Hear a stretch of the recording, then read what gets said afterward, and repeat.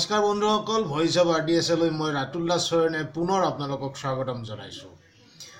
নাগাৰা নামৰ উদীয়মান ডেকা শিল্পী মন্টু ডেকাক আপোনালোকে নিশ্চয় জানে।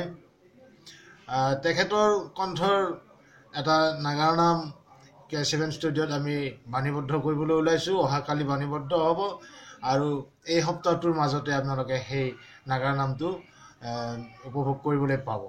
নাগাৰা নামটি তেওঁ নিজে অভিযোজনা কৰিছে, বৰ সুন্দৰ অভিযোজনা, তেওঁক ধন্যবাদ দিছোঁ। তেওঁৰ কণ্ঠও অতি সুন্দৰ। নাগাৰা নামটি হৈছে শ্ৰীকৃষ্ণৰ মুখত যশোদাৰ বিশ্ব ব্ৰহ্মাণ্ড দৰ্শন।